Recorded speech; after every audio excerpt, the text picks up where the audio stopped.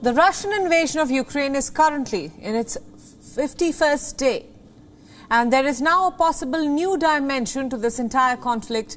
In the latest coming in, the Moscow authorities have now warned that Washington is now arming its weapons against Ukraine. This after the US President Joe Biden announced another $800 million of military assistance to Ukraine, accusing the Biden administration of adding fuel to the war. Moscow has now sent a formal diplomatic note to Washington, D.C. The note, called Démarche, which was sent through normal channels, highlighted how the weapons sent by the United States were having an impact on Kremlin. The note further suggested that Russians were concerned about the new tranche of the sophisticated offensive weaponry that is currently a part of the Biden administration's $800 million package. And now let's tell you about what's happening on the weapons front. That is, the weapons that the Biden administration is currently sending. Now, this consists of an 18 ISS-MM howitzers, 40,000 artillery rounds, 200 M13 armored personal carriers, 11 M17 helicopters, and 100,000 Switchblade drones, and 500 Javelin anti-armor missiles. According to American officials, these weapons will help the Ukrainian soldiers to fight a different style of battle. In the open areas of the Donbass region in particular, where Russian forces currently appear to have taken a stronghold, and they are currently open to amassing an attack. The 2-month war has severely depleted Kyiv's firepower. But the Ukrainian forces continue to fiercely resist the Russian onslaught, but its armory is depleted. And the Ukrainian president is cognizant of the same. He is currently pressing for an urgent delivery of these ammunitions. Listen in. Чим більше і чим швидше ми отримаємо всю зброю, яку запросили, тим сильніші будуть наші позиції, тим скоріше буде мир. The Kremlin has warned that arming Ukraine with weapons can lead to unpredictable consequences, which includes targeting deliveries of the weapons to eastern Ukraine in particular. Now, this has become the recent focus of Russia's twofold month-long invasion of Ukraine. This has further prompted fresh risks of a direct Russia versus NATO confrontation. And there is some substance to the Russian threats. Moscow has now warned repeatedly that any weapon or weapon deliveries to Ukraine would then be legitimate targets. And this is what made NATO rethink its vows to arm Ukraine. And on March 13th, Russia attacked a Ukrainian military base close to the alliance's border, and the Yarov base is currently located 25 kilometers from the Polish border. It was earlier struck by the Russian missiles, killing 35 people and injuring more than 130. But ever since then, Ukraine has managed to thwart the Moscow advances, forcing it to redeploy its troops. But the sinking of the Russian warship Moskva in the Black Sea could lead to an escalation. Ukraine claims that the Russian Navy's warship was hit by its missiles, a claim which has now got the Pentagon thinking and backing. And the Pentagon has now backed the S-10 Crew missile cruiser, which was initially a symbol of Russia's military firepower and was leading its naval offensive when it comes to the Ukrainian territory. Washington claims that the damage to the Russian warship will further impact Moscow's capability in the war. Listen in. Again, that said, this is a cruiser. They only have 3 in this class. It's a ship that is roughly 600 feet long. It has a crew of almost more than 400, almost 500 sailors on board. And it's basically designed for air defense. That's what this ship is designed to do, not unlike our own cruisers. So it's going to have an impact on their capabilities, certainly in the near term. But the Ukrainian capital Kyiv now fears a reprisal from Moscow. The Ukraine's President Zelensky says that Russia could in fact use these nuclear weapons out of frustration at the battlefield setbacks. Echoing similar comments by the CA director, that is William Burns. Listen in. Now, for more details about what's happening in the Ukraine conflict as it stands as of now, for more insights, we are now being joined by Russian affairs expert Fred Weir from Moscow.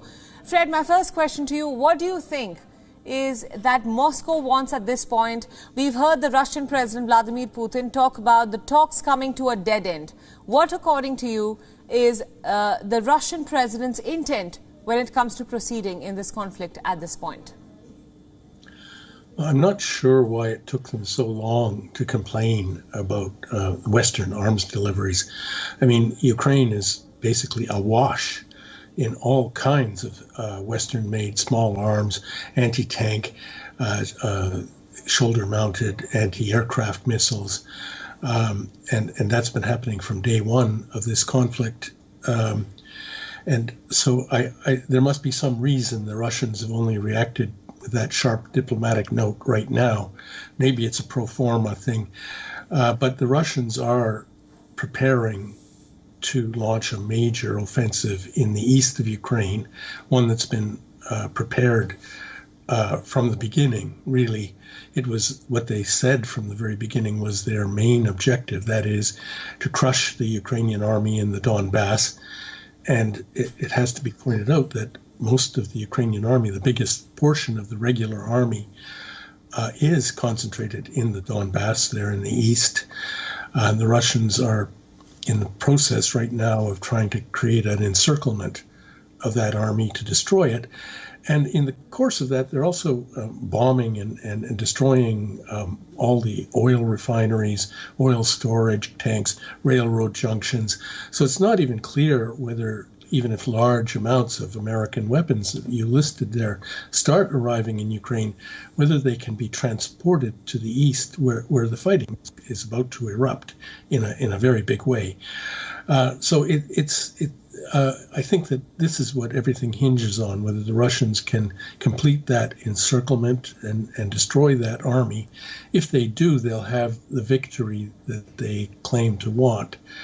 I don't think they any longer are interested in regime change, certainly not interested in occupying all of Ukraine, but they, I think, are really seriously wanting a major victory, and that if they can complete this operation, then perhaps they'll get it.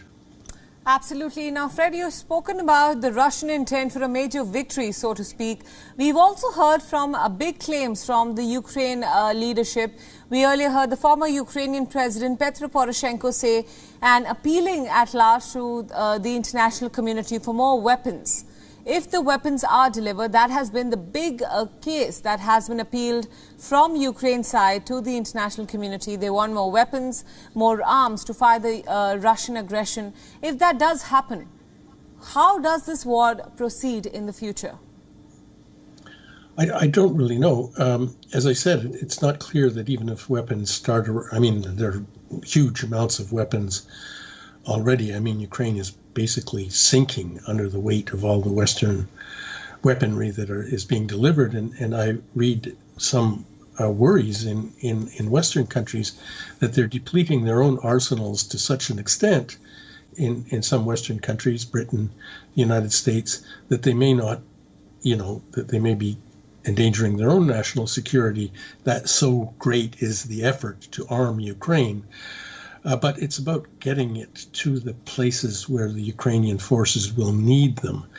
And if the Ukrainian forces in the east are encircled, and the railroads, which is the main way, I mean, how do you deliver heavy weapons to an army?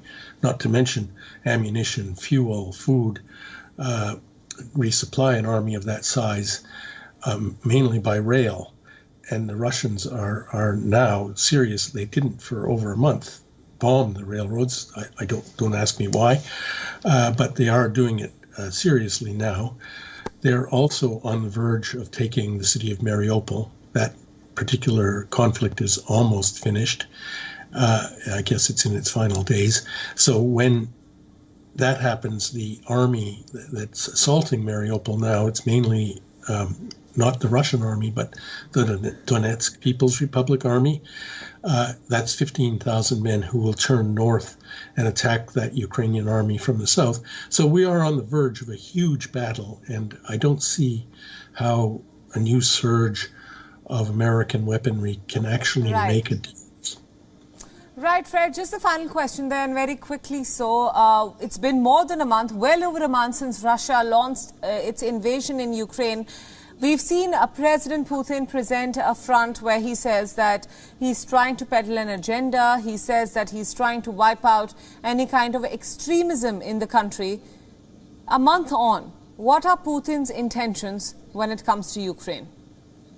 It is so hard to know that. The military objectives were stated pretty clearly from the outset, and the main one being this Donbass liberation thing that they claimed. But political objectives were always murky, couched in terms like denazification, which one took as code for regime change.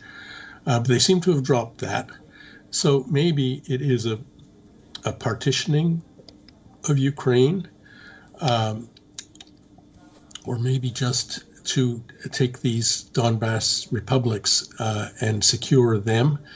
It's really not clear. And since talks have broken down, we don't even have negotiators laying out their terms as we did earlier. I mean, they seemed to be reaching some kind of common ground, at least on some points. All that's in abeyance now. So nobody knows where the political process stands, if there's any at all. And although the West and the United States in particular are heavily engaged in arming Ukraine, they're not doing anything on the diplomatic front at all. They too seem content to let this war drag on. Absolutely. Fred Weir, thank you so much for all those insights, and thanks for joining us on Beyond World is One at this hour. My pleasure. Beyond World is One is now available in your country. Download the app now and get all the news updates on the move.